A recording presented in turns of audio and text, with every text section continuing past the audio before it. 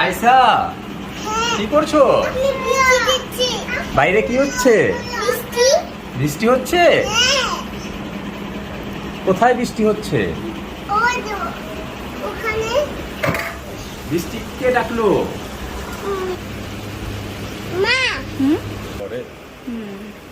মেঘ করছে, দেখো। মেঘ করেছে। মা আকাশ, মা এটা এখানে পড়তে, এখানে বৃষ্টি। মামা এখানে পড়তে জলদি আছে।